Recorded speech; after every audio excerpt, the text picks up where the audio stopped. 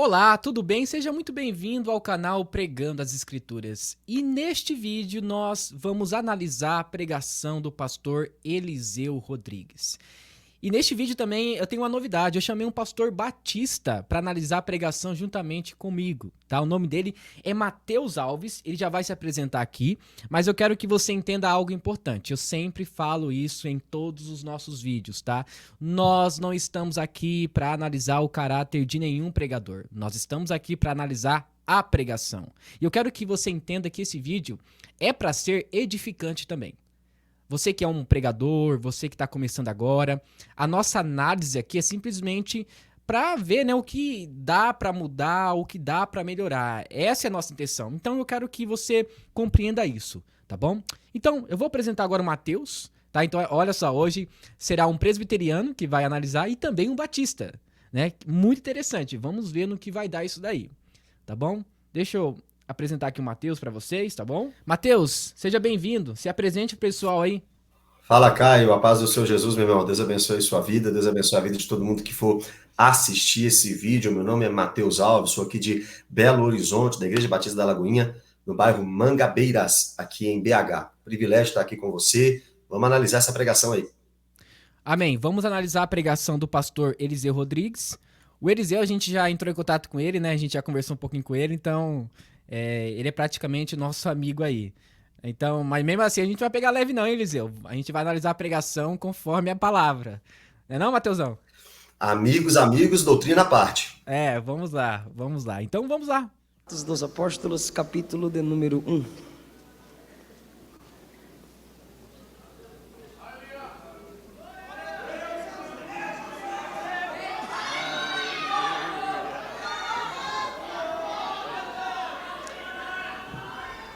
Fiz o primeiro tratado, ó Teófilo, acerca de tudo que Jesus começou não só a fazer, mas a ensinar, até ao dia em que foi recebido em cima, depois de ter dado mandamentos pelo Espírito Santo aos apóstolos que escolhera, aos quais também, depois de ter padecido, se apresentou vivo com muitas e infalíveis provas, sendo visto por eles por espaço de 40 dias, e falando do que respeita ao reino de Deus.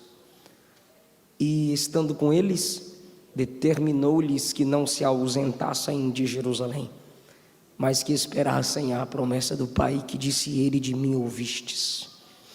Porque na verdade João batizou com água, mas vós sereis batizados com o Espírito Santo, não muito depois destes dias. Aqueles, pois, que se haviam reunido perguntaram-lhe, dizendo: Senhor, restaurarás tu neste tempo o reino a Israel? E disse-lhes: não vos pertencem saber os tempos ou as estações que o Pai estabeleceu pelo seu próprio poder, mas recebereis a virtude do Espírito Santo, que há de vir sobre vós, e ser-me-eis testemunhas tanto em Jerusalém como em toda a Judéia e Samaria e até aos confins da terra. Por gentileza, podeis assentar o...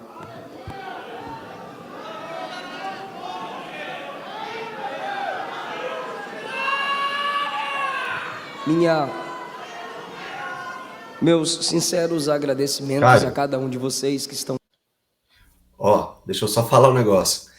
Você é um presbiteriano, eu sou um batista, mas você vê o fervor dos pentecostais, né? Desde quando ele falou Atos capítulo 1, o pessoal já está na expectativa. Não, se fosse Atos capítulo 2, o pessoal ia voar, né? Meu Deus! Um presente aqui. Muitos de vocês deixaram seus estados, famílias, muitos vieram de longe, outros estão na labuta do dia a dia, alguns em férias. Perceba, uma introdução, agradecimento, uma forma de gratidão pelo momento, né? Então isso é muito importante. Não sei se isso já aconteceu com você, Mateus, mas às vezes a gente chama um pregador lá para pregar na nossa igreja, ele não dá nem bom dia, boa tarde ou boa noite, já sai falando um monte de coisa, sabe? Não tem aquela ideia de conquistar o público através de um agradecimento, né? Então Eliseu, por ser carismático, eu acho que isso é muito típico dele, né? Então ele já começou muito bem. Ele se apresenta, ele não precisa muito se apresentar, né? mas ele fez as honras ali, agradeceu. Isso é legal porque já gera intimidade com quem vai ouvir. Mas estão aqui para bendizer a Jesus. Eu não tenho DVDs para vender, porque o povo assiste tudo no YouTube, dá uma raiva, não tem como vender mais. Aí eu fui escrever, eu tive que escrever. Eu tenho livros da minha autoria, eu tenho 2 livros baseados. Eu estou acostumando com o pedestal, eu gostei de pregar, imitando o Rafael Belo, mas estou acostumando ainda. Aí fico mexendo toda hora. Tem 2 livros baseados no livro dos Salmos, intitulados... Ô, Mateus, aqui nós temos um ruído, né? Que normalmente quando você vai apresentar um produto, um livro ou algo do tipo, ou você apresenta antes da pregação ou no fim da pregação, né? E ele leu o texto e depois ele apresentou os seus produtos, livros e tudo mais, né? Assim, é algo que nós devemos evitar, correto? Sim, eu acho que ele começou a leitura justamente para não começar nas palavras dele. Tem muitos assembleanos, né, irmãos em Cristo, dizem assim, para não ficar apenas nas minhas palavras. Eu acho que foi isso que ele quis fazer. Mas realmente, ou é antes ou depois, né, para que a exposição fique ali fiel ao texto, né. Salmos, mensagens para o mensageiro, são 2 volumes de 75, logo temos 150 salmos. É para você aprender a pregar, e se já sabe, tem 150 sermões aqui para você pregar. Mas pastor, eu vou pregar a sua mensagem? Não, o pregador não é dono de mensagem, a mensagem de Jesus. Então, em cada salmo você vai ver aqui tema, introdução, esboço, comentário e conclusão. Você vai aprender ou lembrar quem escreveu, onde escreveu, por que escreveu, sobre quem escreveu. Eu tenho um livro também, Segredos da Liderança de Paulo, para qualquer tipo de gente que admira a unção de Deus na vida desse homem, o bandeirante do cristianismo. Segredos da Liderança de Paulo. Atos dos Apóstolos pode ser o tratado sobre a pessoa do Espírito Santo. Nós o chamamos de o livro dos Atos dos Apóstolos, mas pode ser também Atos do Espírito Santo através dos apóstolos. No capítulo de número 1 ele é uma promessa, no capítulo 2 ele é a promessa cumprida, no capítulo 3 evidencia-se a mudança pelo poder do Espírito na vida de Pedro e João. No capítulo 4 novamente Pedro cheio do Espírito. No capítulo 5 o Espírito Santo vem receber a oferta e mata Ananias e Safira. No capítulo 6 e 7 ele enche Estevão. No capítulo de número 8 ele conduz uma igreja perseguida e enche Filipe e enche os crentes em Samaria. No capítulo 9 ele chama e enche Saulo, que é o mesmo Paulo, tem nada de Deus, mudou o nome, com o Espírito Santo. Capítulo 10 o Espírito Santo desce e enche a casa de Cornélio e toda a sua família. Capítulo 11 o Espírito Santo trabalha em Antioquia pelo ministério de Barnabé. Capítulo de número 12 Pedro é livre da prisão enquanto a igreja cheia do Espírito ora. Capítulo 13 o Espírito fala na igreja: separai-me Barnabé e Saulo para a obra que os tenho chamado. Capítulo 14, pelo ministério desses dois, o mesmo Espírito abre o coração dos gentios para o Evangelho. Capítulo 15, o Espírito Santo fala e separa Silas para ajudar Paulo. Capítulo 16, o Espírito Santo impede Paulo de pregar e envia Paulo para outro lugar. Capítulo 17, o Espírito Santo incomoda Paulo com a idolatria do lugar em que ele está. Capítulo 18 e 19, avivamento, quando Paulo chega em...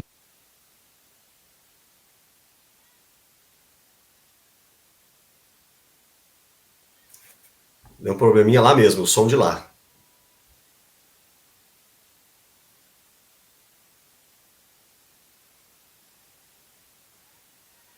Essa parte eu corto também, tá bom? Vou marcar aqui pra me cortar. Beleza.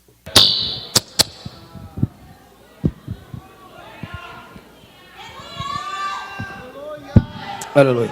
Dá vontade de repetir tudo de novo. Capítulo 18 e 19 é o agir do Espírito Santo em Corinto e Éfeso. Capítulo de número 20, o Espírito fala para Paulo que seu ministério não é fácil, porque o Espírito Santo não engana ninguém. Capítulo de número 21, os discípulos pelo Espírito falam com Paulo para que ele não suba tão depressa a Jerusalém. A partir do capítulo de número 22, nós temos a grande perseguição contra o apóstolo do Senhor, que é o apóstolo Paulo. Tudo isso aconteceu como por causa do capítulo de número 1. Esse livro é o livro do agir. Esse livro é o livro do mover do Espírito Santo. Eu acho maravilhoso porque o livro de Atos não tem a expressão amém. A maioria das cartas, livros do Novo Testamento, conclui com amém, maranata. Atos não tem amém, porque Atos não foi concluído. Atos é o livro do Espírito Santo, por isso que não diz amém. Não tem amém, porque a obra ainda não acabou. A igreja continua o que se começou em Atos dos Apóstolos. Tem muita gente dizendo assim: eu não creio nisso. Aí você pergunta: por que você não crê? Ele diz: porque eu nunca vi. Ah, então porque tu nunca viu, não acontece. Não, não é porque você não vê que não tem. Experiência limitada gera compreensão limitada. Ele fez, ele faz. Ele demonstrou um conhecimento do livro de Atos, agora aí na sua introdução, falando, acho muito legal, gosto de fazer isso também, expor a ideia do texto completo, né? E agora entrou num grande debate da teologia. Atos ainda não fechou. Nessa ideia do que ele está falando, a gente poderia fazer aquele debate, continuismo e cessacionismo. Mas é óbvio, dentro de um continuismo, ele compreende, então, que tudo aquilo que foi feito no livro dos Atos ainda é possível fazer nos dias de hoje, né? Já deixa clara aí a sua linha teológica. Isso. Lembrando também, Mateus, uma coisa que ele falou, que o livro de Atos não termina em um amém, ou seja, assim seja feito, né? Outra coisa interessante que eu acho que dá pra gente acrescentar a ideia dele é o seguinte: os dois livros, Atos dos Apóstolos e Lucas, né, já diz o próprio autor Lucas, ele foi um historiador, entre aspas, né? Ele foi historiador, na verdade. Ele escreveu livros na ideia de passar informações, não na ideia teológica, né, de afirmar algo, mas na ideia de apresentar quem foi Jesus, né? Inclusive, se a gente lê o Evangelho de Lucas, né, Mateus, Marcos, Lucas, apenas o livro de Lucas que tem em si, citando para quem que está sendo enviado aquela carta ou aquele escrito, né? Se você ler, por exemplo, o Lucas capítulo 1, versículo 1, prezado Teófilo, a gente vai para Atos depois dos apóstolos, a gente vê que a carta é enviada para a mesma pessoa. Então, a ideia é uma ideia mais de história. Então, por isso que também Lucas não se preocupa em dizer amém, né? Porque porque o livro de Atos é um livro histórico, correto? Nós colocamos como um livro histórico. Então, a ideia é apresentar informações históricas, né? Agora, se você for para as cartas paulinas, você vai ver já uma forma de escrita. Porque as cartas paulinas, elas são feitas a partir da ideia grega de cartas mesmo, né? Uma saudação, um destinatário, uma mensagem e por aí vai. E no final termina com uma saudação, assim como inicia-se, né? Então o livro de Atos é uma ideia de ter apenas histórias, né? Confiáveis. Então tem essa ideia também de não ter esse amém por causa dessa ideia de ser um livro histórico, tá? Então acho que é isso. Ele continuará fazendo. O Espírito Santo ainda é Deus. Perceba, por favor, eu fiz o primeiro tratado a ti, ó Teófilo. Lucas, dedicando o Evangelho segundo escreveu Lucas, e também Atos dos Apóstolos, a alguém chamado Teófilo. E olha o que Lucas diz sobre tudo que Jesus começou a fazer. Então, tudo, eu acho isso interessante. Ele escreve Lucas, ele escreve Atos e ele diz: tudo isso é só o que Jesus começou a fazer. Lucas não diz que o que ele escreveu, Jesus concluiu, ou é a conclusão do que Jesus fez. Lucas diz que o que ele escreveu é o que Jesus começou a fazer e a ensinar. Mateus capítulo 3 diz que Jesus, cheio do Espírito, foi.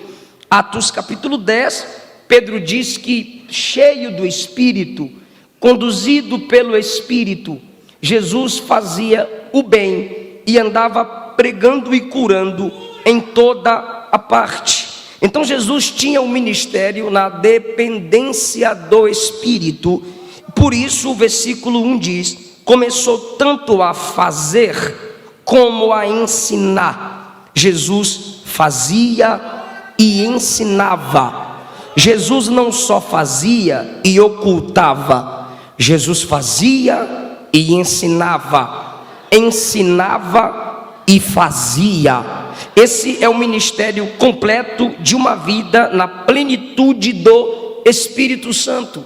Quem é cheio do Espírito Santo consegue fazer e também consegue ensinar. Tem gente que faz, mas não ensina. Tem gente que faz, mas não ensina. Por quê, pastor? Medo. Tem gente que ensina, mas não faz. Por quê, pastor? Hipocrisia. Tem gente que faz, mas não ensina. Por quê, pastor? Medo. Tem gente que ensina.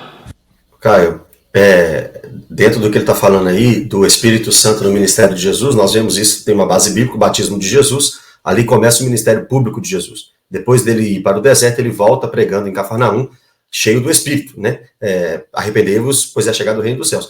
E isso se aplica a nós também, porque na nossa conversão recebemos o Espírito, e aí somos capacitados a sermos testemunhas do Senhor Jesus, tudo pelo Espírito. A lista de dons do Espírito, na Escritura, 1 Coríntios 12, Efésios 4 e Romanos capítulo 12, toda a Santíssima Trindade capacitando o cristão pelo Espírito que habita em nós. Hoje nós somos habitados pelo Espírito, né? Convertemos, recebemos a mensagem, Efésios 1, 13, Efésios 4, 30, e aí estamos habilitados, capacitados para a obra, para o ministério. Lembrando que todo cristão tem essa capacitação do Espírito para o ministério, seja ele em qual área for. Efésios 4, 1 Coríntios 12 ou Romanos 12, o dom do cristão vai estar lá. Outra coisa importante, falando ainda sobre a pregação dele, ele começou a contextualizar no início, não o texto, mas todo o livro, né? Eu acho que se ele, por exemplo, não fizesse toda essa extensão do livro, essa explicação, seria muito melhor ele ter deixado, por exemplo, de lado essa explicação tão grande, né? Porque ele gastou ali em torno de 2 ou 3 minutos explicando todo o contexto de Atos. Se ele já começasse, por exemplo, contextualizando o seu texto, igual ele está fazendo agora, já começaria de uma forma mais leve, né? Um pouquinho mais leve. Mas ele até agora tá indo bem. Nesse pontinho, só falar, eu gosto disso, eu gosto dessa introdução, mas eu entendi o que você quis dizer. Fala bem, mas não faz nada do que fala, do que ensina, do que prega. É porque é hipócrita. Canta muito, vive pouco. Dança muito, pouca mudança, muita dança. Prega muito, tem coisa forte, mas não tem caráter forte para viver o que prega. É um tipo de gente que ensina muito, faz pouco. Tem gente que faz muito, mas ensina pouco. Quem é que faz muito e ensina pouco? Eu faço, mas não te ensino. Por que eu faço, mas não te ensino? Porque se eu te ensinar, você tem capacidade de fazer melhor que eu. O Mateus, o interessante é que o Eliseu, ele não tem, por exemplo, aquela ideia de ficar usando só uma linguagem. Ele não tem vício de linguagem. Ele não fica, né, então, ele consegue respirar, né, apesar de ser pentecostal, ele é meio eufórico, né, mas ele consegue ter, assim, uma direção muito boa daquilo que ele quer expressar para o povo, né? Ele não fica engasgando. Ele respira e vai. Então, a oratória do Eliseu é muito boa, né? Eu ia falar isso agora, a oratória. Ele é realmente um orador, né? E isso é bom para o pregador, sem dúvida. Ensinar, você terá capacidade de ir mais longe do que eu. Porque nenhum ensinamento se para ali no aprendizado. Todo ensinamento é para desenvolvimento. E na plenitude do Espírito, Jesus ensinava porque Jesus não tinha ciúmes. Jesus ensinava porque Jesus não era centrado em si. Jesus compartilhava a unção. Jesus compartilhava o Pai. Jesus compartilhou o céu. Precisamos, queridos, eu estou pregando para uma geração que são os futuros líderes dessa nação e dessa geração. E nós precisamos de um ministério paternal. Só o ministério paternal consegue fazer e ensinar. Porque só quem tem coração de pai se alegra com o filho que vai mais longe do que ele. Quem não é pai não consegue ver o outro ir mais longe. Eu tenho plena certeza que eu estou pregando para uma geração que Deus está preparando para pastorear, para liderar, para substituir líderes. Eu vou parar, vocês vão continuar, gente mais nova que eu, claro, quem é da minha idade, vai comigo aqui no barco. Agora, vai chegar o momento que eu vou estacionar, e para quem eu prego, quem eu ensino, quem eu preparo, eu preciso valorizar o ministério paternal. Eu preciso te ensinar sabendo que você tem a capacidade de sair daqui melhor do que eu. Jesus disse isso aos discípulos: vocês farão obras maiores do que estas que eu faço. E você percebe no livro de Atos que os discípulos vão a lugares que Jesus não conseguiu chegar, cumprindo o seu ministério de 3 anos e meio ali na Palestina. Quem tem uma vida na plenitude do Espírito não apenas fala sobre oração, ele ora. Quem tem uma vida... Caio, só um ponto aí, João 14, ele citou, né, que faríamos obras maiores, mas é só para explicar que é não qualitativamente, mas em quantidade, né? Não na qualidade, mas na quantidade. Porque senão as pessoas vão sair: Jesus andou sobre as águas, também vou andar. Jesus fez isso e aquilo, também vou fazer. Vou ser enterrado, vou ser ressuscitado. Mas é o conjunto da igreja, representado pelos apóstolos, que fariam obras maiores. Aí ele disse, né? Eles avançaram. Jerusalém, Judéia, Samaria, até os confins da terra. Hoje nós pregamos para o mundo inteiro. Jesus pregou no Oriente Médio. Então seria nesse sentido. Jesus fez cerca de mais de 30 milagres nos evangelhos. Imagina quantos milagres já aconteceram aí em toda a vida da igreja, 2000 anos. Coisa legal, falando sobre a questão da fala dele, ele consegue, por exemplo, fazer uma narrativa e ao mesmo tempo, né, fazer uma aplicação em cima da narrativa. Isso é muito interessante, porque não fica aquela ideia de, olha, tá conversando, tá falando sobre o assunto, mas não tem uma aplicação. Tem pregadores que são assim, né? Eles têm uma narrativa ótima, mas tipo, não tem uma aplicação para as nossas vidas. E a pregação, se você não tiver uma aplicação para as pessoas, não tem sentido. É apenas história, né? Então, o que ele está fazendo é muito interessante, que ele tem uma narrativa e a todo momento ele está fazendo aplicações para as nossas vidas, né? Isso é muito legal. Ou tem o pregador que só aplica, ou tem o pregador que aplica só no final, e tem o pregador que vai aplicando. Eu gosto disso também, de ir aplicando, é muito legal. Isso, ele tem uma ideia de uma aplicação gradual, né? Ele tem uma narrativa, ele vai aplicando, volta para a narrativa e faz uma outra aplicação, né? Isso é muito interessante. Vida na plenitude do Espírito não apenas fala sobre honra, ele honra. Não apenas fala sobre lealdade, ele é leal. Não apenas prega sobre fidelidade, ele é fiel. Jesus fazia e ensinava. Era por isso que quando os inimigos de Jesus acusavam-no, apontavam-no, certo dia Jesus olhou para seus inimigos e disse assim: apontem meu pecado. Jesus não estava falando isso para amigos, pelo amor de Deus, em nome de Jesus, por favor, por gentileza. Jesus não estava falando isso para amigos. Se você olhar para amigos e falar assim: aponte meu pecado, ele vai dizer: eu gosto de tudo, deixa eu falar, depois nós conversa, deixa isso aí para o privado. Agora, se você falar para inimigo: aponte meu pecado, irmão, o que tu não tiver, ele vai inventar, ele vai caluniar. Jesus, como Jesus fazia, ensinava e fazia, Jesus olhou para os inimigos do seu ministério e disse: apontem meu pecado. Todos eles se calaram. Aí Jesus disse: em mim vocês não vão apontar pecado, mas vocês tudo é filho do diabo.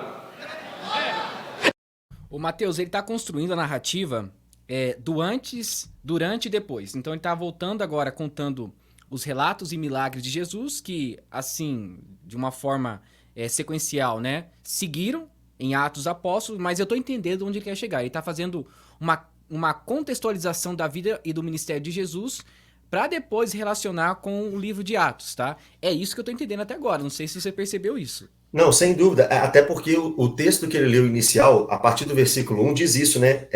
Relatando todas as coisas que Jesus começou a fazer e a ensinar, né? Uhum. Então, até o dia que foi, até o dia em que, depois de haver dado mandamentos por intermédio do Espírito aos apóstolos, foi elevado às alturas. Então ele está ali, Jesus fez e ensinou, ele tá no 1 e 2 ali ainda, Uhum. É muita autoridade, porque ensina e faz e ensina. Aleluia.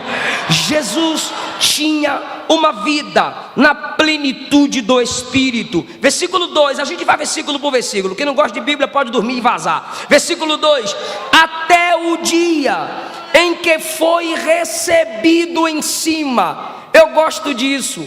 Até o dia em que foi recebido em cima. Jesus foi recebido em cima, mas aqui embaixo ele foi rejeitado.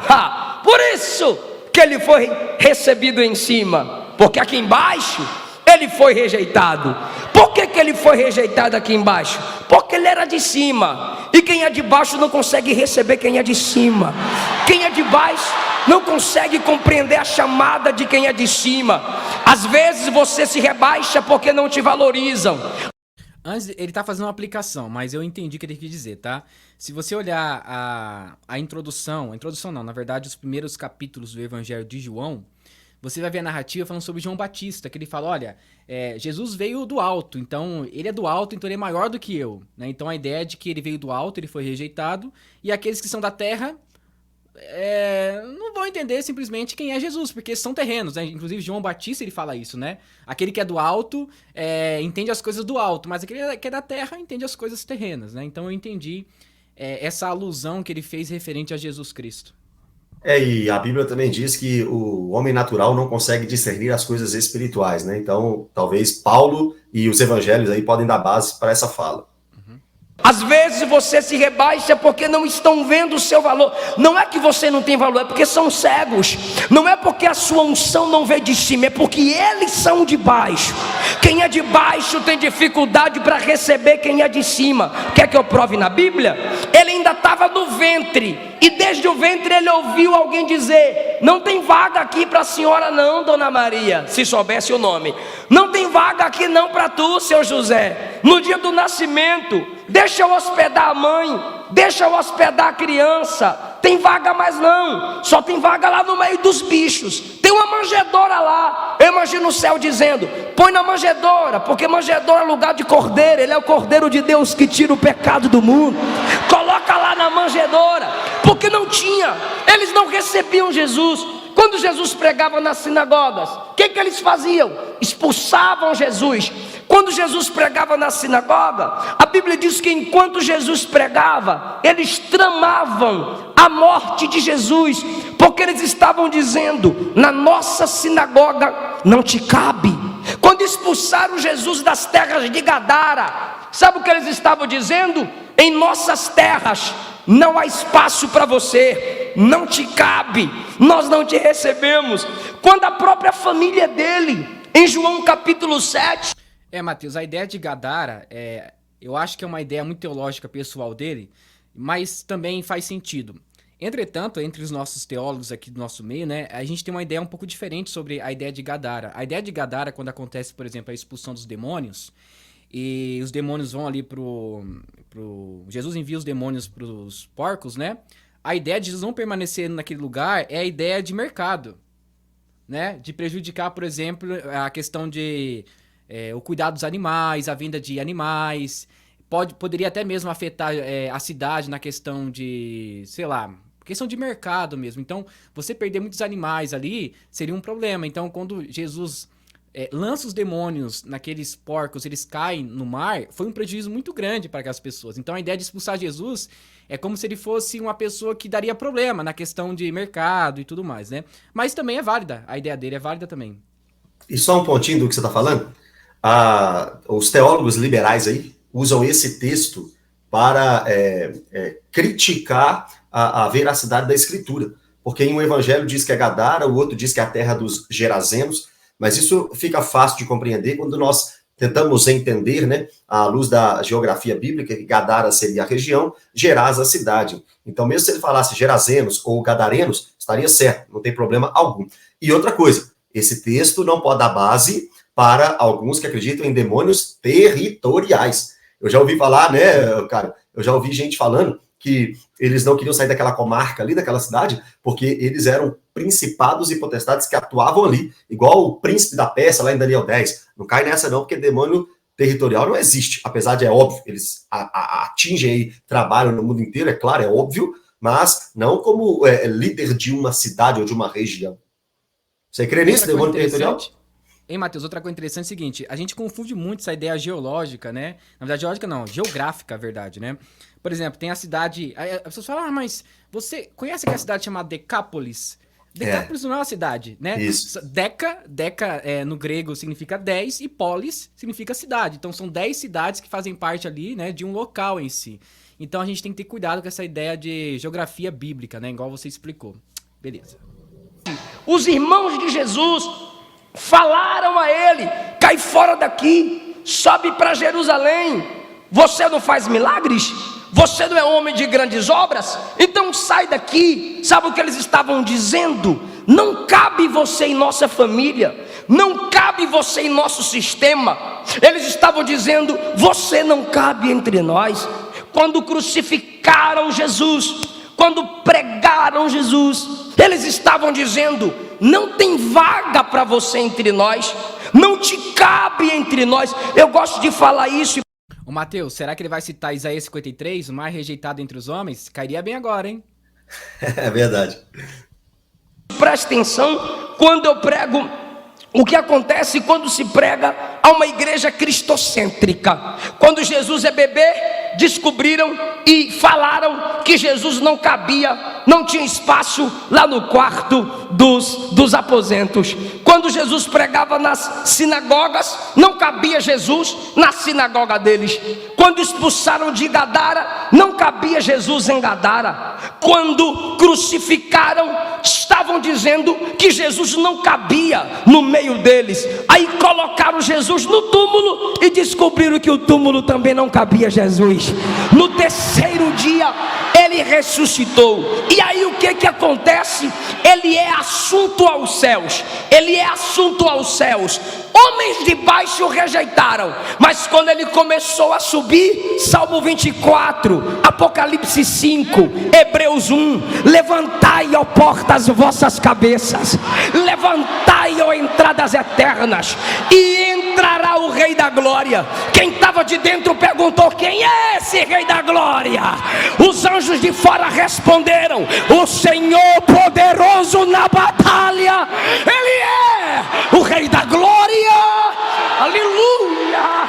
Hebreus capítulo 1, o Pai disse: todos os anjos levantem-se e o adore, porque ele é um como eu. É a mesma essência do Pai. Quem consegue entender essa palavra e dar glória para cima para aquele que é de cima e vai voltar para nos levar para cima? Oh, aleluia. Chegou no finalzinho do 2 aí, foi levado às alturas, apesar de já ter falado um pouco do que Jesus padeceu, se apresentou vivo ali a partir do versículo 3, com as provas da ressurreição. Vamos ver se ele vai falar isso. Mas até agora ele está aqui seguindo aqui o texto que ele propôs, né? Foi recebido em cima. Se às vezes aqui embaixo nos rejeitam, se às vezes aqui embaixo rejeitam a graça, rejeitam o evangelho, rejeitam quem é de Deus, é porque vão descobrir que não cabe mesmo no sistema, não cabe mesmo na modinha, não cabe mesmo nesse seu mimimi. Fica aí com o seu grupinho que eu vou ficar congregando com o povo de Deus. Fica aí nas suas modinhas teológicas fracas de copia e cola no Google, que eu vou ficar na igreja congregando, meditando na palavra, lutando com os meus irmãos. Se me rejeita aqui embaixo, há um céu que me recebe. Jesus foi recebido em cima, após ter dado instruções pelo Espírito. Eu sei que é chato, mas deixa os críticos de internet criticar. Fala comigo: instruções pelo Espírito. Ficou legal, mas pode ficar top. 1, 2, 3. Pelo Espírito. Galeria, pelo Espírito. Gostei não, pelo Espírito. Uau. Pelo Espírito ele dava instruções. Porque o Espírito não se limita a fogo.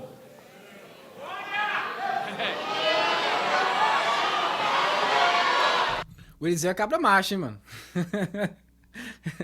Você vai ver a sequência aí.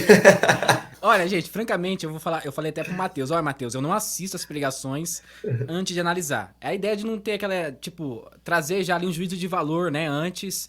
A ideia é ser algo espontâneo, né? Mas o bicho é cabra macho. O Espírito não se limita a manto. O Espírito não se limita a reteté. O Espírito não se limita a pular de perninha só. O Espírito não se limita a pregar o tempo todo só em línguas estranhas. O Espírito não se limita a muito grito e pouca comunicação. O Espírito em Cristo, a plenitude do Espírito que Cristo vivia, era espírito de instrução. Você se diz cheio de Deus, mas acha cara a revista da escola dominical. Você se diz cheio do Espírito Santo, mas não lê um capítulo da Bíblia do mês. Fica 3 meses sem achar o óculos. No 4º mês acha o óculos aonde? Na Bíblia. É interessante, mas enfim. É o seguinte, uma coisa, Matheus, interessante que a gente, às vezes, falha demais, é a ideia de perceber o seu público. A todo momento, o pastor Eliseu, ele tá ministrando a palavra e ele tá olhando o seu público. E não fica focado apenas em um lado da igreja. Ele tá olhando o seu público em geral. Isso traz, tipo, um contato maior, visual com as pessoas, né? Eu, no começo quando eu comecei a pregar, eu tinha esse problema. Eu ficava olhando somente para um lugar. Aquele lugar, eu ficava tímido, né? Com o tempo, tendo algumas aulas na internet e também onde eu faço curso de teologia, a gente aprendeu que a gente tem que não ficar fixado apenas em um ambiente, né? Ou em um local, mas tem que entender o seu público e olhar em volta, né? Não sei se você percebeu isso, que também ele manja muito, né? E isso é bom também porque você tem uma clareza de como as pessoas estão recebendo a mensagem, né? Porque assim, isso que você está falando também já aconteceu comigo lá no início. Se você pega alguém que está balançando a cabeça positivamente, que está prestando atenção, você é tendencioso a ficar olhando só para ele, porque isso te dá garantia do que você está falando. Agora, ele, como já é um pregador e tal, e quando você vai pregando mais, você não fica assim tão dependente da aprovação das pessoas no gesto. E aí você consegue se soltar. É por isso que ele consegue ter essa visão panorâmica. Ele olha para tudo quanto é canto da igreja, porque quem tiver atendendo a mensagem vai dar mais força a ele, mas quem não tiver também não vai mudar tanto. E depois que eu li que um homem dormiu e morreu na pregação de Paulo, quem não estiver preocupado, quem não estiver assistindo, quem não estiver ligado na pregação, eu já não me assusta tanto mais não. Pegou não, tá voando. Se diz cheio do Espírito, mas não sabe o que é um curso básico de teologia. Se diz cheio do Espírito, mas não consegue ler um livro do mês. O interessante eu vou deixar ele terminar aí, ele é um dos pentecostais que mais, assim, incentiva as pessoas a estudarem teologia, né? Porque a gente tem, infelizmente, até no meio pentecostal, né? E no meio neopentecostal também, alguns pastores, bispos e por aí vai, que não tem essa ideia de ensinar o povo. É a ideia de apenas pregação aos domingos e não tem uma extensão, né, de um estudo bíblico. Então, o Eliseu, eu vejo direto, né, na internet, ele vendendo cursos e tudo mais.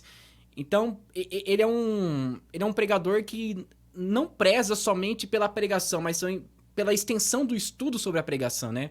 E isso é muito legal. Com certeza, os neopentecostais mais não, né? Mas tem muito pentecostal, assim, bíblico, que estuda a Bíblia, ele é um exemplo disso, que quer, de fato, que a pessoa compreenda que ela pode estudar fora do culto ali. Aquele pastor, Osiel Gomes, eu tava vendo a pregação dele, a gente analisou, nossa, ele tem demais de Bíblia. Ele sabe grego, hebraico, tudo. Gente, é o que eu falo, Matheus, tem que dar valor. Tem que dar valor, tem que dar valor. Se diz cheio do Espírito, mas não sabe o que é culto doutrinário ou culto de doutrina. Culto da palavra. palavra. Eu não sei que espírito é esse que está enchendo esse povo sem Bíblia, irmão. Eu não sei que espírito é esse que não dá palavra para esse povo. Enquanto o Pai liberava a palavra, haja, o Espírito estava lá. Jesus cheio do Espírito é o verbo, é a palavra. Paulo cheio do Espírito escreveu mais da metade do Novo Testamento. Onde tem o Espírito tem doutrina, tem disciplina, tem palavra, tem pregação, tem mensagem bíblica. Até agora eu não pedi para dar glória a Deus. Se eu perceber que tem que forçar, é aí que eu não peço mesmo. Porque onde tem plenitude da palavra, Deus é glorificado através do Espírito. Jesus dava instruções pelo Espírito. Tem muita gente que quando diz Jesus, eu quero o Espírito Santo, eu quero ser cheio do Espírito Santo. Aí um olha para o outro assim, e o outro está assim, ó. Que é isso, pastor? É uma dança, ué. É pecado, pastor? Não, ele quer se mover. É da tua conta? Judeu ora assim. Por que a gente não pode adorar assim? Mas tudo isso tem que vir pela palavra. Eu fui pregar numa vigília, coisa que eu não gosto muito hoje, porque as vigílias antigamente era de oração, hoje é só de forró e dançar. Aí... Realmente, quando eu era pentecostal, quando eu ia nas vigílias ali, subia no monte e tudo mais, o que menos tinha era oração. Era um irmão batucando, gente vendo espírito no meio do mato, e era vento batendo na verdade. Aí às vezes acendia lá um negócio na árvore e falava que era algo divino, e depois fui descobrir que não tinha nada a ver com isso.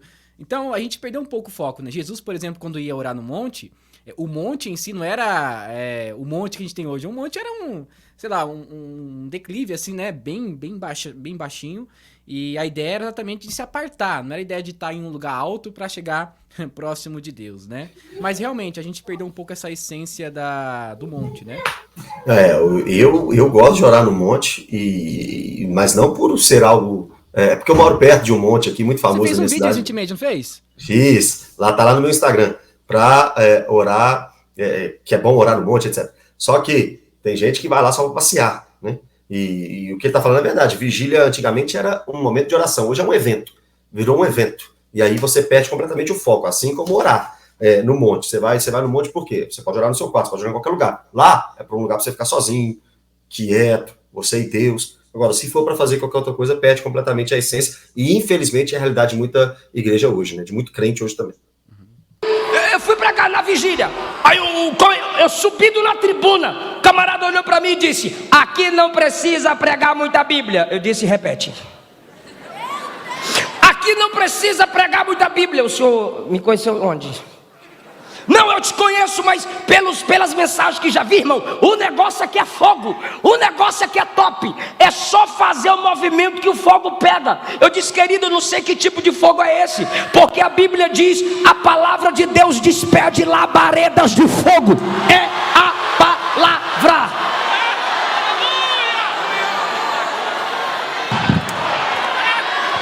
Muito tempo a igreja... Não, daqui a pouco eu acho que ele vai continuar nesse assunto, mas ele não negou a experiência de seus meios pentecostais, mas colocou a centralidade na escritura, como Paulo disse, né? Prega a palavra. Católico escondeu a palavra. Essa recomendação é a Timóteo, né?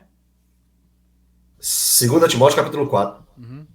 Muito tempo a igreja católica escondeu a palavra, acorrentou a palavra. Só riquinho tinha acesso, só quem tinha título tinha acesso. Aí Deus levanta Zwingli, Deus levanta Lutero, levanta Calvino, levanta John Knox. A palavra está liberada para...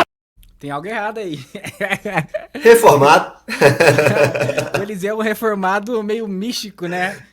Misturado com pentecostal, porque dificilmente alguém cita Calvino, Lutero em uma igreja assembleiana ou algo do tipo, né? É bom que você vê que ele bebe das duas fontes, né? E tenta absorver o que é bom, reter o que é bom para ele ali, né? Quem quiser meditar, a palavra está liberada para todo mundo que quiser ler.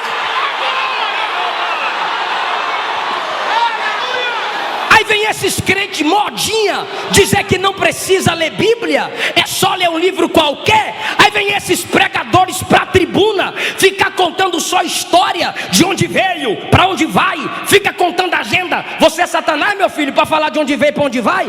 Assumiu a tribuna, prega a palavra, fala da palavra, canta a palavra, instrui debaixo da palavra. Na verdade, na penúltima análise que eu fiz sobre uma pregação aí, esse foi um dos problemas do Júnior Trovão, que eu até falei lá que ele abre um texto específico, né? Só que ele testemunha muito e esquece de voltar pro texto, né? E muitos pentecostais gostam dessa ideia de, por exemplo, contar histórias, mas desde que esteja dentro do tema. Só que ele não conseguiu voltar pro texto. O interessante é que o Eliseu, até agora, se você perceber mesmo, ele falou algumas coisas sobre a vida dele, né? O momento que ele foi lá convidado para pregar e tudo mais, né? Eu acho que foi o único, na verdade. Então, ele não fica se baseando em testemunho próprio. Ele prega a Bíblia. Não estou dizendo, gente, que o Júnior Trovão não prega a Bíblia, até um homem de Deus, tudo mais. Entretanto, eu acho que o Eliseu, ele tá um pouquinho na frente, teologicamente, na questão exegética de pregação, tá? Eu concordo com você, 100%.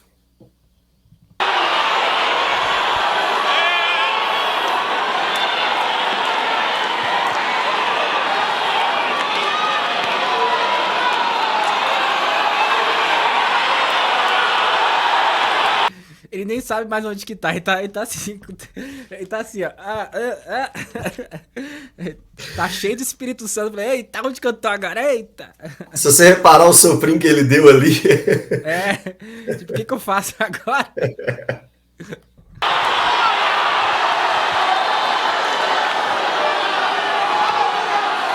Instruções pelo Espírito.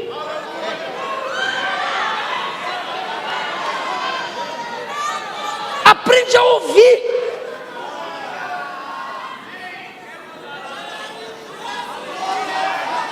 Mateusão, isso me assusta às vezes, tá?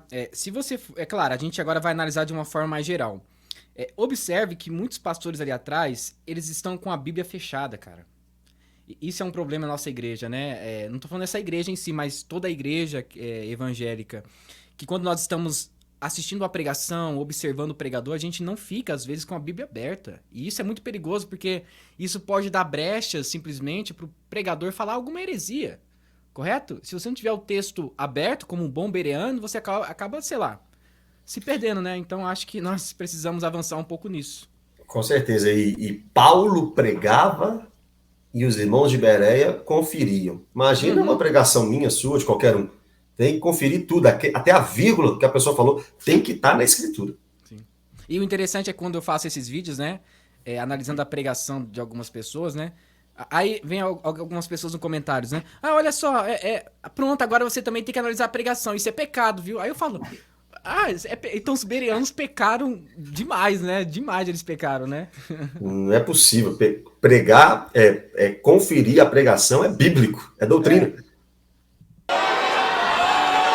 Leia a Bíblia. Eles pagaram alto preço para a gente ter acesso à palavra. Pagaram alto preço. Agora, instruções pelo Espírito. A quem? Aos apóstolos que escolheram. Agora entendi, aos apóstolos. Porque para ser apóstolo teve que ser? Teve que ser? Teve que ser? Eles querem falar. Teve que ser? E o que o discípulo quer? Só se torna apóstolo se for discípulo.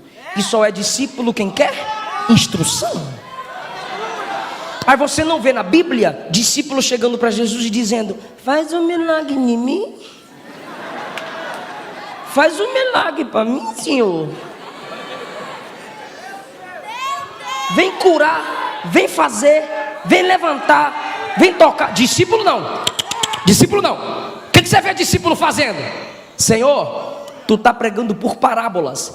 Explica para nós, a gente quer entender. Mateus, uma coisa interessante, aqui tem um professor, o nome dele se chama Billy Spille. Ele é muito conhecido aqui no Brasil e lá fora também no meio reformado, né? Eu fiz uma pergunta interessante para ele no momento da aula. Eu perguntei, professor, será que todas as coisas que Jesus falou nos evangelhos, realmente, o povo e os discípulos entenderam? Sabe qual foi a resposta dele? Não. Eles não entendiam. Jesus tinha que explicar muitas coisas, até a morte de Jesus, né? Até ele ressuscitar, o povo ainda não entendia nada do que Jesus estava falando. A gente lê o texto, né, e fala, olha só, o povo ouviu e entendeu. Não, eles não entenderam. A gente tem que verificar também a questão cultural daquela época. O povo não era tão instruído assim, por exemplo, na lei de Moisés. Aqueles tecelões, camponeses, eles ouviram ali a mensagem do próprio Deus, né, da Torá e tudo mais, nas sinagogas, de uma forma oral. Agora, os escribas, os fariseus e outros, eles já conheciam muito bem. Então, quando Jesus falava, às vezes, o povo não entendia completamente. Então, engana-se, né, quem acha que, por exemplo, o povo entendia tudo. Entendia pouca coisa. Pouca coisa, né? Isso é notório na Escritura. Primeiro, quando Jesus, por parábolas, pregava, facilitava um pouco o entendimento. Mas ele explicou apenas 2 parábolas na Escritura, 2 ou 3, se eu não me engano. Temos ali em Mateus 13, ele explica também aquela do Marcos lá, é a do como é que chama, gente? A do semeador, a parábola do semeador, né? E Mateus 24, por exemplo, ele fala, não vai ficar aqui pedra sobre pedra. Lá no Monte das Oliveiras, os discípulos pedem a ele a explicação, né? E eu estou gostando do que Eliseu está falando, que é verdade. Discípulo quer entender. Multidão vai ali no Aue. A multidão, Caio, se não entender nada, mas receber o que foi buscar, tá ótimo. Agora, discípulo, como tem uma caminhada, como precisa de uma caminhada com o mestre, vai ter que querer entender, né? É que a tradução no grego, na verdade, um dos sinônimos ali da palavra discípulo no grego é aprendiz. Aquele que aprende com o mestre, né? Aluno. Pegou não.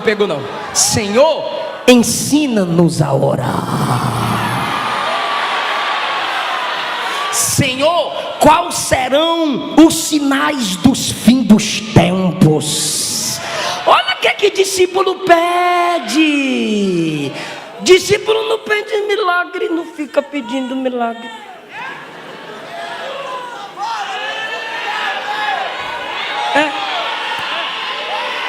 Se tiver alguém não crente aqui, quer ser discípulo de Jesus? Quero. Não é pare de sofrer não, tu vai sofrer. Mas tem instruções de como vencer o sofrimento. Discípulo queria princípio. E multidão queria? Gostei, tem uns que tem que acordar, bora lá. Discípulo queria instrução, multidão queria? Discípulo. As meninas falam instrução. E os meninos, milagre. Discípulos. Multidão. Milagre. Ganhemos. Olha a diferença. Multidão sempre querendo milagre. Discípulo sempre querendo princípio. Quer ver? Olha o barulho que esse povo vai fazer.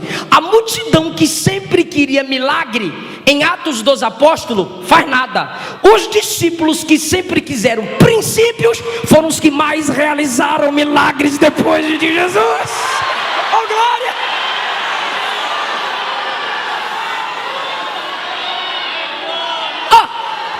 Olha que coisa chique. Tu vai quebrar a cara se você olhar para alguém que pratica princípio. Casou, velho? Milagre. Aí ele vai dizer, milagre? Não, eu pratiquei princípios. Eu esperei o tempo. Eu não fui para a cama com quem eu não encontrei no altar.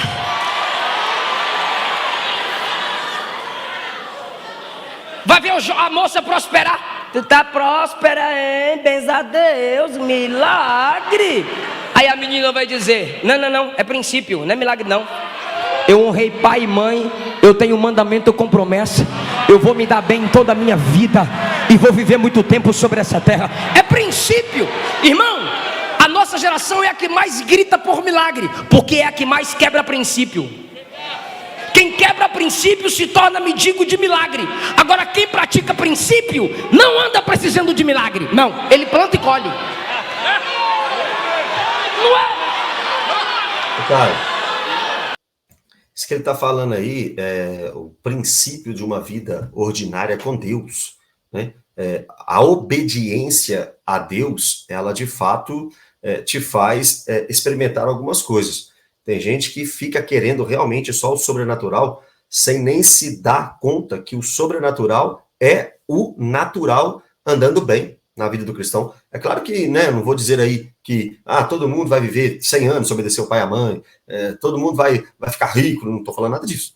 Estou falando que existem princípios bíblicos, né, para o trabalho, para o casamento, a mulher prudente vem do Senhor, o filho tem que honrar o pai e a mãe, o pai tem que criar o filho na disciplina do Senhor. Tudo isso são princípios que lá na frente vai gerar para você realmente um resultado de acordo com as Escrituras. Eu tô te dando a senha. Eu sou baiano. Cadê o baiano? Eu tô te dando a senha. E como eu sou baiano, eu falo mesmo. Larga de ser abestalhado. Fica aí clamando por milagre, clamando por milagre. Não, rapaz, te converte, pratica a palavra, pratica princípio. Ele vai ser fiel com a palavra dele. Ele vai honrar você.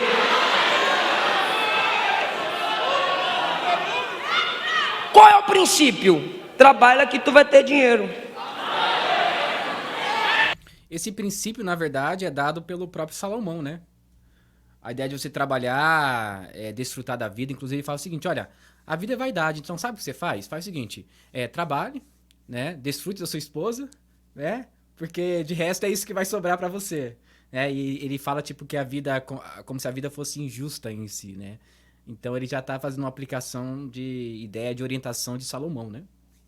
Isso, Paulo também, aquele que não quiser trabalhar, que não coma. E depois, em outro texto, em Efésios 4, Paulo, isso é Tessalonicenses, mas em Efésios 4, Paulo diz que o seu trabalho também gera renda, dinheiro, para você ajudar os necessitados. Isso. Pastor, eu quero casar, pintei o cabelo, cueca limpa, tênis limpo, honra pai e mãe, escova o dente. Aí às vezes a gente vai pregar, né? A gente pregador vai pregar, né? Quer ver aqui pensando que vai arrumar namorada? Tá no lugar errado. Não, tá no lugar certo. Tem que namorar com as meninas daqui mesmo. E é menina, é namorar menino, namora com menina. Tá bom?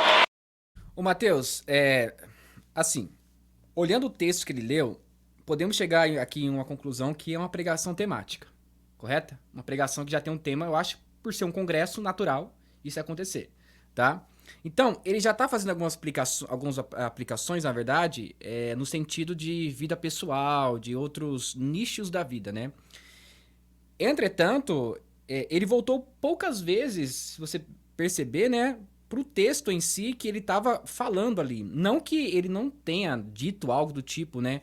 É claro, você não precisa citar, eu tô falando do versículo 6 ou 7, não. Mas eu tô sentindo falta ainda dele retornar ali para algumas informações do capítulo 1 para continuar a aplicação dele, porque ele já tá aplicando muitas coisas legais sobre vida e tudo mais, agora entrou na ideia de casamento, mas eu acho que ele, não sei, eu acho que ele precisa voltar ainda um pouquinho, né? Eu não sei qual que é a sua opinião, a gente é presbiteriano e batista, então nós somos presbiterianos, temos a ideia de não fugir do texto. Se fugir do texto, pra nós é um pecado. Ele não fugiu, mas eu acho que ele tá já... Eu não consigo te explicar, Mateus. Não sei se você percebeu isso também. Divagando, né? Na verdade... Então, ele tá abrindo muitas janelinhas e ele não tá fechando, sabe? Eu consegui acompanhar aqui, o versículo 1 e o versículo 2. Uhum. Até o versículo 2, eu acreditei que ele estava realmente, assim, em tudo aquilo que foi proposto pelo texto. Só que ele começou a aplicar. E isso a gente tem que tomar um pouco de cuidado, todos nós, em tudo que a gente for fazer, em toda a nossa conversa e principalmente na nossa pregação. Quando a gente está firmado no texto, aplica, mas volta para o texto, vai para o versículo, né? A partir do versículo 2, o início do versículo 3 ali, realmente ele começou a aplicar mais e esqueceu um pouco do versículo 3 aqui, né? Isso. E outra coisa, Mateus, porque assim, ele poderia pegar, por exemplo, esse texto, é claro, a gente não pode limitar o Espírito Santo, longe disso, né? Nós estamos analisando aqui de uma forma mais acadêmica, né? Teologicamente falando. Então, se ele pegasse, por exemplo, esse texto aqui, Atos capítulo 1, e pregasse de uma forma textual, né? Ou seja, versículo por versículo, igual ele estava fazendo, né? Você falou que ele voltou pro versículo 2, né? Então, se ele continuasse, ó, versículo 3, 4, 5, 6, e fizesse aplicação em cada um, como nós chamamos de pregação de tópicos, né? Ou algo do tipo, ficaria interessante. Porque daí ele conseguiria, por exemplo, conciliar as aplicações dele juntamente com os versículos que ele estava lendo, né? Isso aí. Que tem que deixar claro até dentro da igreja. Mas é aquela ideia, né? É uma pregação temática. Então ele pode variar, né? Ele pode ir por Novo Testamento, por Antigo Testamento, pegar muitos versículos e passagens e fazer aplicações, né? Agora, irmão. Pratica o princípio, meu filho. Que tu não vai ficar precisando fazer campanha. Terça campanha do milagre, quarta campanha da benção, quinta campanha da porta, sexta campanha do muro. Não, pelo amor de Deus, vai praticando o princípio que você vai colhendo aquilo que a palavra garante que você vai colher. Quem está entendendo essa palavra? Mateus, interessante. A todo momento, se você perceber na pregação dele, ele está mostrando as evidências do Espírito Santo. Né, como que ele age? Sinais, milagres, instrução e por aí vai. Então, ele está conseguindo, por exemplo, aplicar aquilo que ele leu. Então, Atos dos Apóstolos, se você observar no versículo 2, fala o seguinte: pelo poder do Espírito Santo, aos homens que ele havia escolhido como apóstolos. Então, a todo momento, o Eliseu Rodrigues ele está enfatizando a ação do Espírito Santo na vida do cristão. Então, eu acho que nessa ideia de aplicação sobre a evidência do Espírito Santo em nossas vidas, eu acho que ele mandou muito bem. Muito bem. Ainda mais que ele começou dizendo, né, que Atos dos Apóstolos poderia ser chamado de Atos do Espírito Santo. Colocando, então, a ação do Espírito na vida de cada apóstolo e também de cada participante do livro, consequentemente, nas nossas vidas, até porque ele disse, né, que é um livro que continua aí, que o Espírito continua agindo na Terra. Instruções aos apóstolos que eram discípulos, que havia se tornado apóstolos, que ele os escolheu. Versículo 3. Oh, meu Deus, isso é muito legal. Se apresentou. Aí, ó, ele agora citou o versículo 3, né? Então, o que a gente falou anteriormente, a gente tinha razão. Então, ele tá voltando agora e explicando, né? Voltou pro texto 3, agora o 3. Vivo. E por meio de muitas provas infalíveis, tendo sido visto por eles durante 40 dias. 40 dias, quantos dias? Guarda isso. Falando das coisas relacionadas ao reino de Deus, tendo se reunido com eles, ordenou que não se retirassem de Jerusalém, fiquem em Jerusalém, que esperassem a promessa do Pai. Esperassem o quê? A promessa, porque o Espírito Santo sempre foi uma promessa, desde o Gênesis capítulo 6. Ó, Mateus, ele leu os versículos 3 e 4. Então ele já voltou, né? Então o que a gente disse no quase agora, né? É isso mesmo. Então agora ele voltou. Né? Exato. Ele abriu muito o leque das aplicações, mas não esqueceu que ele tinha que ir pro 3. Ele estendeu as aplicações, mas ele retornou pro texto. Isso é pro muito 3, legal. O Espírito se retirou da terra. A partir desse momento, quem me ouve diz amém. A partir desse momento, o Espírito se tornou uma promessa. Sim, ele vinha aqui esporadicamente e voltava. Ele vinha aqui, tocava, enchia, dava possessão, se apoderava de alguém e voltava, dava porção e saía. Tu vai lembrar de algumas expressões do Antigo Testamento? Lembra de Sansão? O Espírito se apoderou de Sansão, matava um monte e saía. É por isso que tu vê Sansão, acaba de ter o apoderamento do Espírito, mata um monte de gente, aí vai para a cama prostituir. Por quê? Porque o Espírito não habitava. Ele chegava, dava energia e saía. Mata aí, porque tu é máquina de matar e vai morrer matando. Mata aí. Aí o Espírito voltava. Isso era apoderamento. Diz a Bíblia que Elias tinha a porção. O que Eliseu falou para Elias? Eu quero a porção dobrada do Espírito que está sobre ti. Era diferente.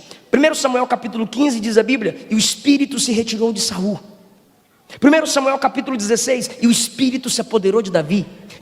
Ó, interessante, Matheus. A pregação temática, agora sim a gente viu que é uma pregação temática mesmo.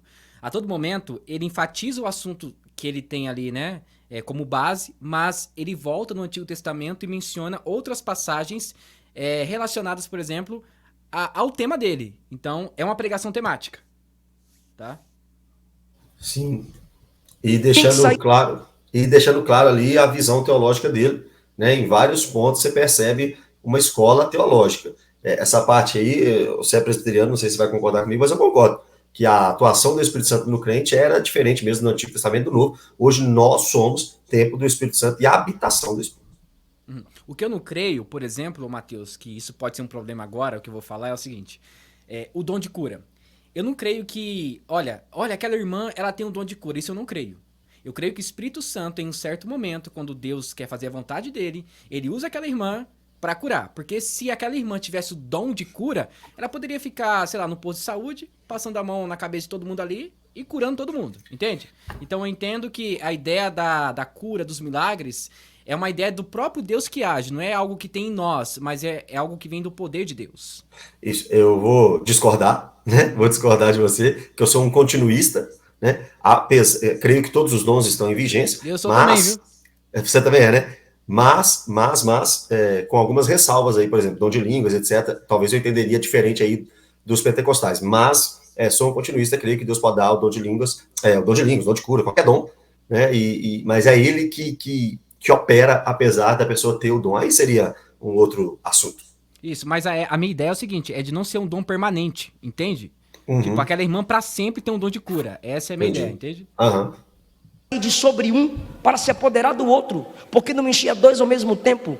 Tem uma história no Antigo Testamento que o profeta liberou uma palavra profética, porém irônica, e quando ele liberou a palavra... Ô, gente, isso é legal de chamar um pastor batista, tá? Às vezes, eu penso assim, ele pensa diferente, é normal. É normal, um debatezinho. Então... profética, irônica, porém verdadeira, um profeta que estava do lado, olhou assim e disse: por onde que o Espírito saiu de mim para falar por tu? E tome no murro na cara. Porque bateu, porque gerava orgulho. Eu tenho, você não tem. Eu tenho a porção. Aí isso gerava desconforto, porque tinha gente que pensava que só ele tinha. Tu lembra que quando Moisés falou assim, olha que coisa chique, Moisés falou assim: eu não parei esse povo não. Aí você diz: agora Moisés vai pedir para Deus matar o povo. Pois é, contrário. Eu não parei esse povo, me mata. Era um amor tremendo por aquele povo, irmão. Morra eu, mas não morra a igreja. Pastor Elias Torralba, essa frase é forte. Morra eu, mas não morra a igreja. Aí ele disse: Senhor, eu não parei esse povo não, me mata. Aí Deus é engraçado. Pastor Cláudio Duarte disse que Deus é engraçado. Deus é engraçado, meu irmão. Olha o que Deus disse para Moisés: o cabra quer morrer. Aí Deus disse: fica em pé. Eu estou em pé, Senhor. Abre as mãos. Está estendida, Senhor. Do Espírito que está sobre ti eu vou derramar sobre 70 e eles vão profetizar. Pastor, não entendi. Vai entender, Deus está dizendo: tu quer morrer e ter unção para mais 70, hein? Imagine. Aí diz a Bíblia que da unção do Espírito, da porção que estava em Moisés, Deus derramou sobre 70 e eles profetizaram. Creio eu que esses 70 que profetizaram, liberaram, alguns deles, ou todos, ou a maioria, ou alguns, liberaram palavra de ânimo para Moisés, para que ele não desistisse, para que ele continuasse. Mas tinha dois do lado de fora, profetizando, se alegrando diante de Deus. Josué viu e disse: não estão no lugar combinado, vou falar para o chefe. Aí foi lá no chefe: tem dois lá, eu falo até o nome e não estão aqui na lista, não estão aqui no meio, estão lá fora e estão profetizando lá, dizendo que está cheio do Espírito. Manda parar. O senhor quer que eu mande? Cala a boca agora, porque quem tem aqui é só tu, né? E esses 70, mas é dois que está fora. Aí quer que eu proíba? Aí Moisés disse: tens tu ciúmes por mim? Moisés estava dizendo: quem tinha que estar com ciúme era eu, não é tu.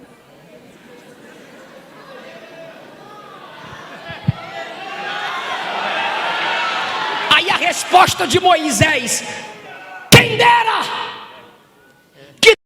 O interessante é o seguinte, Matheus, eu sou um cara que sou adepto a essa ideia de você ter licença poética durante a pregação, desde que você não fuja das palavras que realmente ali estão na Bíblia, né? Então ele acabou de usar uma licença poética para embasar um assunto. Por exemplo, às vezes a gente lê a Bíblia e não entende. A gente fala da nossa maneira e as pessoas acabam compreendendo, né?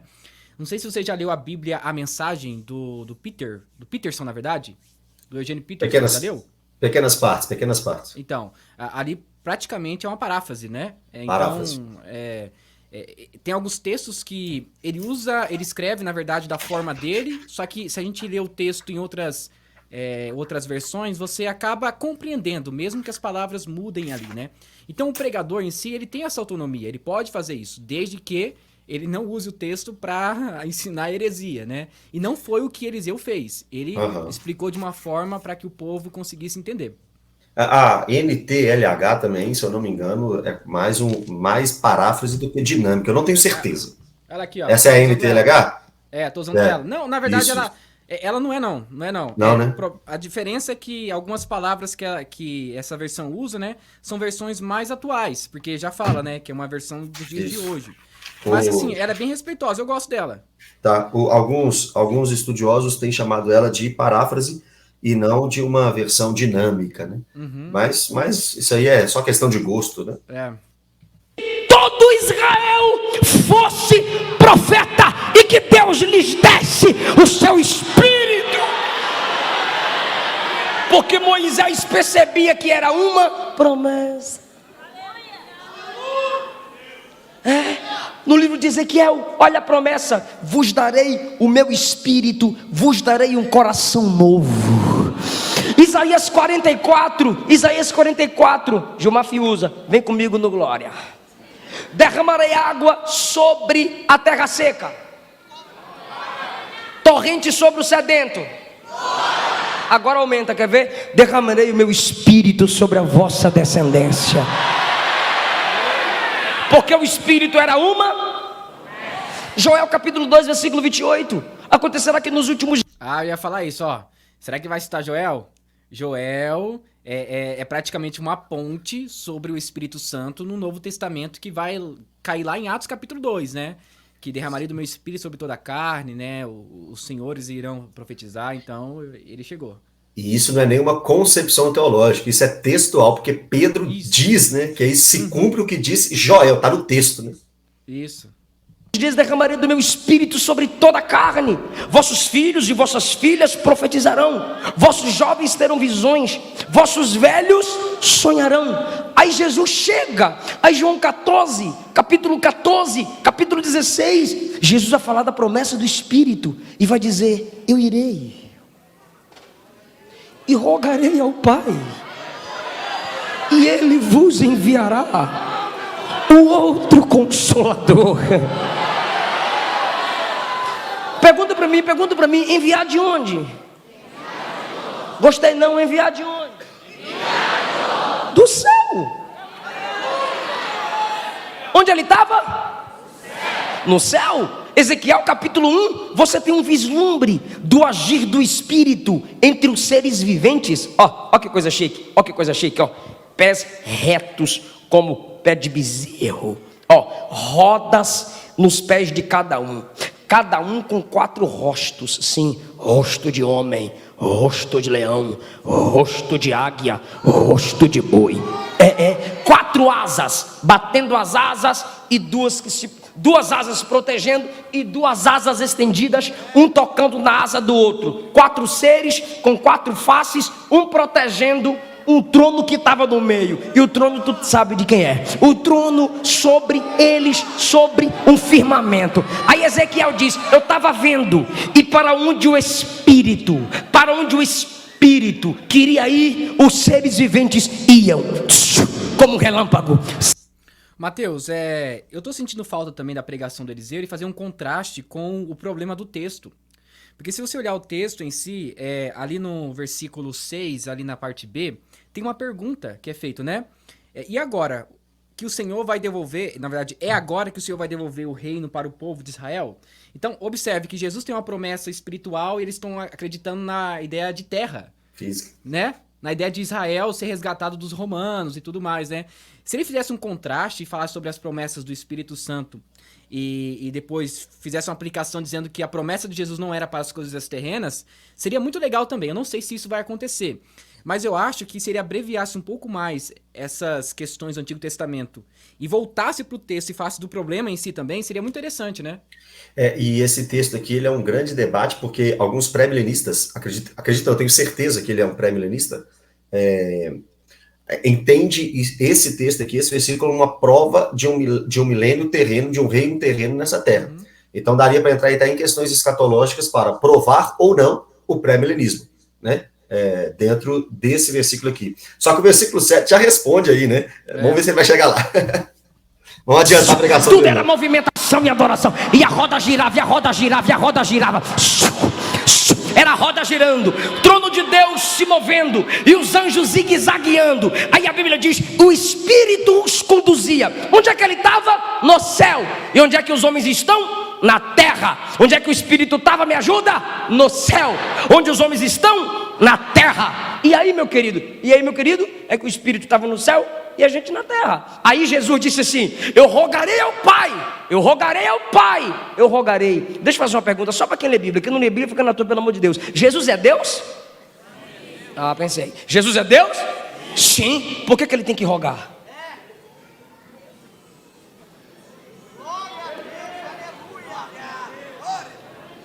Eu rogarei ao Pai. Primeiro, humildade de Cristo. Segundo, eles respeitam a dispensação de cada um. Terceiro, não é fácil para o Espírito Santo fazer o que Jesus quer. Não. Eu vou repetir. Os anjos, 4 asas.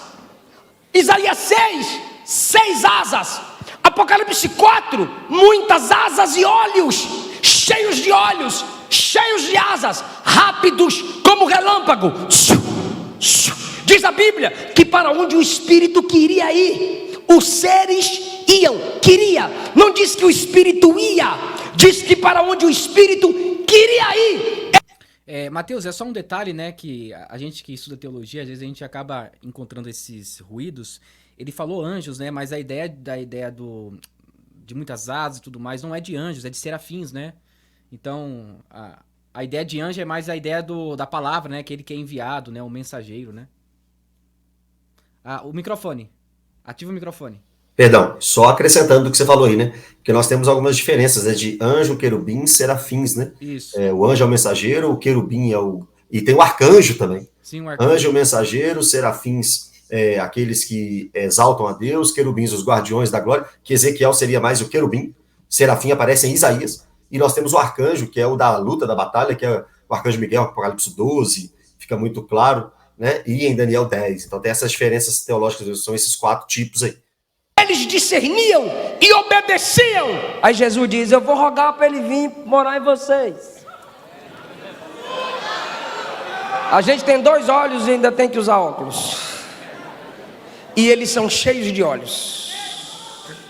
A gente tem 2 mãos e às vezes não consegue dizer glória a Deus.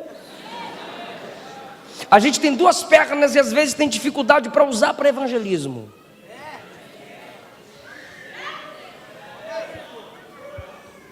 O Espírito queria, eles discerniam. A gente repete. Fala de novo, para eu entender, não estou entendendo direito. Enquanto os seres ali na dimensão do Espírito traduziam, interpretavam e com facilidade obedeciam. Aí eu te pergunto: tu deixaria os anjos para ficar com os homens? Eu estou perguntando, seja sincero. Você deixaria os anjos com toda essa facilidade e asa, poderio, para ficar com os homens? Mas a gente não é o Espírito, irmão. Aí Jesus chega lá e roga: pastor, Espírito, eu te prometi. Eu estou imaginando a comunicação, por favor me entenda. Eu prometi a sua ida. Aí, irmão, eu imagino o Espírito dizendo: mas olha onde eu estou. Mateus, foi o que foi para você anteriormente, da licença poética, lembra? A ideia de trazer essa ideia da história de uma forma mais comunicável para as pessoas, né? Então, eu não vejo nenhum problema nisso. Se coloque no lugar. Olha o que tenho. Aí você já imagina a resposta de Jesus: mas eu morri por eles. eu escolhi eles. Eu vou mais fundo, eu acredito neles. Imagine Jesus dizendo: Tomé duvidou, mas agora crê, está orando. Pedro negou, mas ele vai ser capaz de morrer crucificado de cabeça para baixo, mas não vai me negar. Eu acredito neles. Sabe por que você é cheio do Espírito Santo? Porque Jesus acreditou em você, porque Jesus acredita em nós. Ó igreja, permita-me essa conjectura. Diz a Bíblia, versículo 3: durante 40 dias. Essa frase bem calvinista, né? Jesus acredita em você, né? Você acreditou em Jesus, né?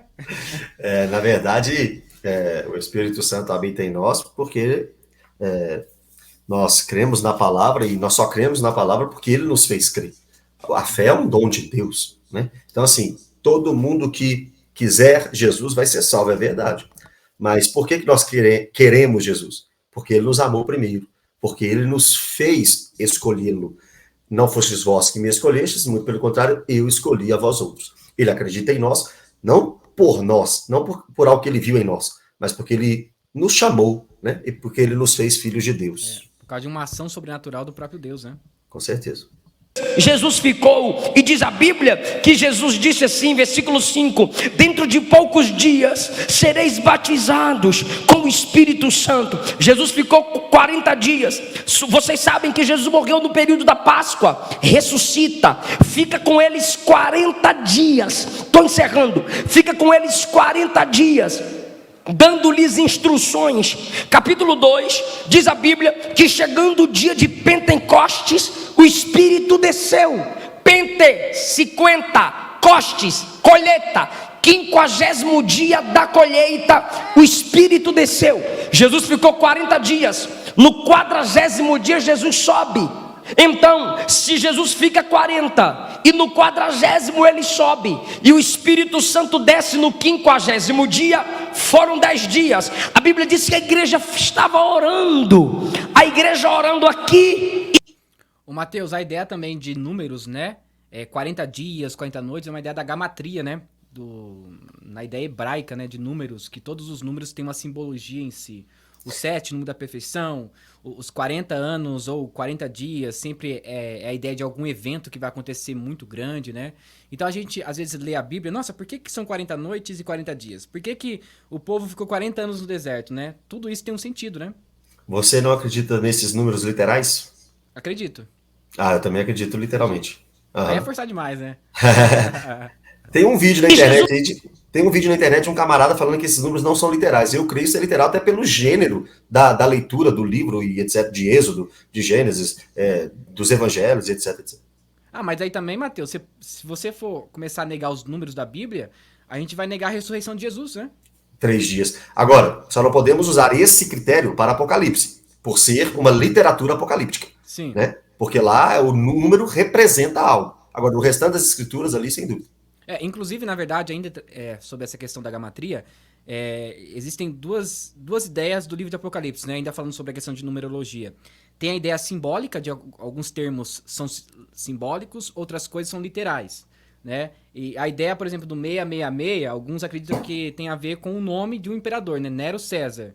Pegando ali as palavras no grego, né? Agora tem outras pessoas que vão na ideia da gamatria, que o número 666 é uma oposição ao número 7 de Deus, que indica a trindade, né? Então, o Filho, o Pai e o Espírito Santo, 777. Então, 666 é uma oposição ao número 777, né? Então, tem várias vertentes. E só finalizando aqui, esse pontinho que você citou, alguns entendem 666 porque seria o dragão, a besta do mar e a besta da terra. 3 agentes inimigos do povo de Deus. Né? Aí você falou César, Nero, né? Nero César. E também a palavra latinos também daria 666. A palavra Hitler também daria 666. Isso tudo baseado numa aula do Leandro Lima. Conhece o reverendo Leandro Lima? Pastor Santo Amaro, exatamente. Presbiteriano, né? Presbiteriano de Santo Amaro. É isso aí, tem que ter cuidado com os números. Fora do Apocalipse, creio como literal. orando lá, foram 10 dias para que a promessa se cumprisse, do 40º para o dia de Pentecostes. Aí eu imagino a igreja aqui embaixo, vem Espírito, lá em cima Jesus, vai Espírito. A igreja aqui embaixo, o terceiro dia, vem Espírito. Quarto dia lá em cima, vai Espírito. Quinto dia aqui embaixo, vem Espírito. Sexto dia lá em cima, vai Espírito. Oitavo dia aqui embaixo, vem Espírito. Nono dia lá em cima, vai Espírito. 10º dia aqui embaixo, cumprindo-se o dia de Pentecostes, estavam todos reunidos no mesmo lugar. De repente,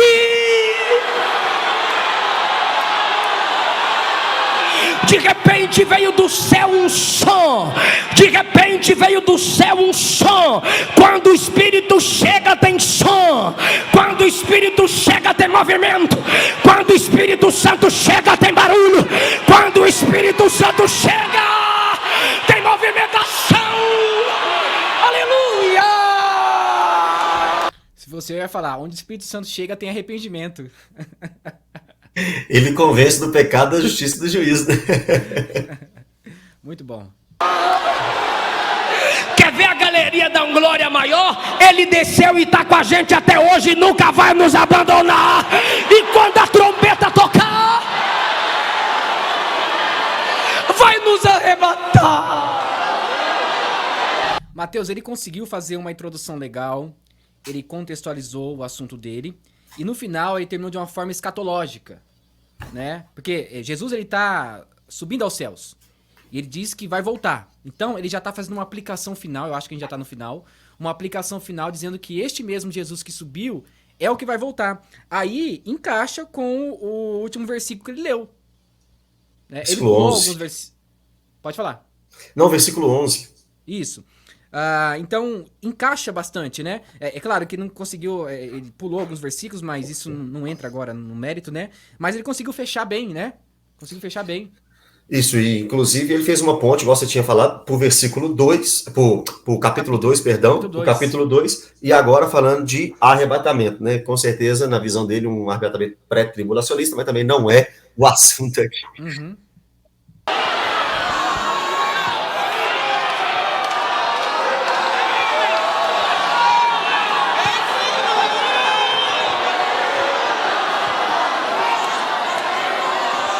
Espírito, Espírito. Gente, é o seguinte, a gente vai parar agora porque, pelo que eu vi, a pregação já acabou e agora vai começar a questão de louvores e isso pode dar problema de direitos autorais, tá? Então a pregação já se encerrou. Eu vou agora abrir aqui o outro layout, uma outra câmera pro Mateus ficar aqui do meu lado pra gente conversar um pouco, tá? Beleza. Mateus, suas considerações finais sobre a pregação do Eliseu, o que você acha que você colocaria, acrescentaria algo? Pode ficar à vontade. Tá. Beleza. Eu gosto muito das pregações do pastor Eliseu Rodrigues, acho ele bem bíblico, apesar de não ser um pentecostal, né? Eu sou um batista, então um batista e um presbiteriano analisando a pregação de um pentecostal, né? Tem muita coisa para a gente falar aí de linhas doutrinárias. Porém, falando sobre a homilética, sobre a oratória e também sobre a preparação bíblica do pastor Eliseu, de se aplaudir, realmente. Gostei muito da pregação, achei muito bacana. Só teve aquele ponto que ele abriu demais as aplicações, que a gente ficou naquela dúvida. Ele vai voltar para o 3, para o versículo 3, lembra disso? Então, esse ponto que eu fiquei um pouco perdido ali. Mas depois, quando ele voltou para o 3, eu consegui compreender de fato a ideia dele da pregação. Fui muito edificado com essa pregação, sem dúvida. Gostei que ele foi para o último versículo lido, né? E fez a ponte para o versículo 2, é claro. Não seria interessante ele terminar no 11 sem falar que aquilo já foi cumprido. Então, e, como você bem disse no final, terminando escatologicamente, né? Eu amo quando a pregação termina de forma escatológica, porque o apontar de todos nós.